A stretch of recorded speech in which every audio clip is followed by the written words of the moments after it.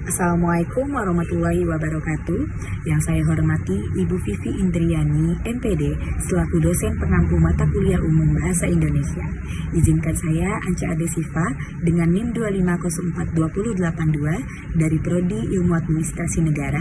Pada kesempatan ini, saya ingin memenuhi tugas pertemuan 15, yaitu mempresentasikan artikel konseptual yang berjudul Penguatan Institusi Publik untuk Mendukung SDG 16, Perdamaian, Keadilan, dan Institusi yang Kuat.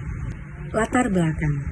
Hadirnya SDG 16 dalam agenda pembangunan berkelanjutan 2030 menegaskan bahwa perdamaian, keadilan, dan institusi yang kuat adalah fondasi bagi seluruh tujuan pembangunan lainnya. Tanpa institusi yang sehat, transparan, dan akuntabel, maka kebijakan yang baik sekalipun akan sulit diimplementasikan. Dalam konteks global, dunia menghadapi tantangan seperti konflik, kekerasan, ketidakadilan, serta meningkatnya korupsi. Di Indonesia sendiri, persoalan seperti konflik sosial di berbagai daerah, rendahnya integritas birokrasi, hingga kasus korupsi yang masih marak, menjadi indikator kuat bahwa institusi publik membutuhkan penguatan. Selain itu, perkembangan teknologi menuntut pemerintah beradaptasi. Digitalisasi seharusnya membantu transparansi, namun dalam praktiknya masih menemui kendala, seperti keamanan siber dan minimnya kapasitas sumber daya manusia. Oleh karena itu, artikel ini berupaya menyoroti bagaimana strategi konkret dapat diterapkan untuk memperkuat institusi publik agar mampu mendukung pencapaian SDG 16. Kita lanjut kepada pertanyaan mendasar. Pertanyaan utama yang menjadi fokus artikel adalah bagaimana strategi penguatan institusi publik yang transparan, akuntabel, dan inklusif melalui digital governance dan peningkatan partisipasi publik untuk mencapai SDG 16. Pertanyaan ini penting karena penguatan institusi bukan hanya soal perbaikan struktur birokrasi, tetapi juga tentang bagaimana pemerintah memanfaatkan teknologi serta melibatkan masyarakat secara bermakna. Kita lanjut kepada tujuan penulisan. Tujuan penulisan dalam artikel ini terdiri dari 3 aspek. Yang pertama yaitu menguraikan SDG 16, termasuk target-target terkait perdamaian, keadilan, dan institusi yang kuat. Menganalisis peran pemerintah, masyarakat, dan digital governance dalam membangun institusi yang transparan dan akuntabel. Yang ketiga, ada menegaskan pentingnya institusi kuat sebagai fondasi bagi keberhasilan pembangunan berkelanjutan. Dengan tujuan ini, diharapkan artikel memberikan gambaran menyeluruh mengenai arah strategis penguatan institusi di Indonesia. Kita lanjut kepada ringkasan pembahasan 1 mengenai SDG 16. Pembahasan ini dimulai dengan memahami SDG 16 sebagai fondasi tata kelola pemerintahan. Teori Quality of Government dari Rothstein dan Theorel menjadi landasan utama yang menyebutkan bahwa kualitas pemerintah terletak pada impartiality, yaitu ketidakberpihakan dalam menjalankan kebijakan. Ini berarti semua warga negara harus mendapatkan perlakuan yang sama, bebas dari diskriminasi, korupsi, dan penyalahgunaan wewenang.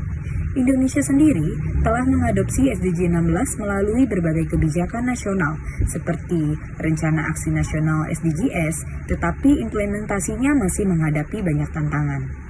Kita lanjut kepada ringkasan pembahasan yang kedua, yaitu tantangan institusi. Artikel ini kemudian mengidentifikasi beberapa tantangan utama institusi publik di Indonesia. Yang pertama ada konflik sosial yang menghambat stabilitas pembangunan. Yang kedua ada korupsi, yaitu merusak kepercayaan publik dan efektivitas kebijakan. Yang ketiga, lemahnya integritas dan akuntabilitas internal, terutama di level birokrasi daerah. Yang keempat, kurangnya transparansi, terutama dalam pengelolaan anggaran dan pelayanan publik. Yang kelima, ada kapasitas sumber daya manusia yang belum merata, terutama dalam menghadapi digitalisasi.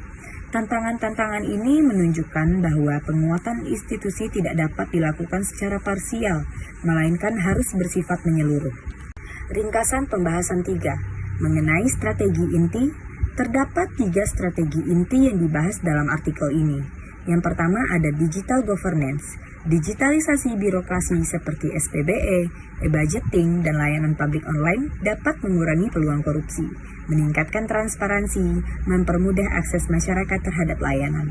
Namun, digitalisasi juga harus memperhatikan keamanan siber, perlindungan data, dan kesiapan infrastruktur. Yang kedua, ada partisipasi publik.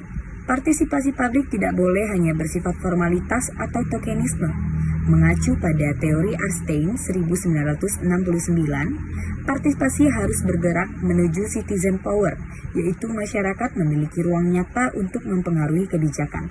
Ini dapat diwujudkan melalui anggaran partisipatif, forum konsultasi publik, dan keterbukaan data pemerintah. Yang ketiga, ada kolaborasi multi pihak. Pemerintah harus membangun kerjasama dengan masyarakat sipil, sektor swasta, akademisi, dan lembaga internasional. Kolaborasi yang baik memperluas legitimasi dan memperkuat kapasitas institusi dalam merancang kebijakan yang efektif, transparan, dan inklusif.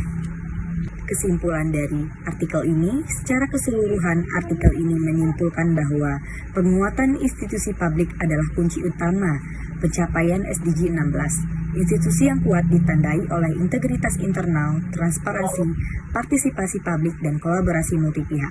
Digital governance memberikan peluang besar untuk reformasi birokrasi, tetapi juga harus mitigasi risiko, keamanan, dan kesenjangan digital.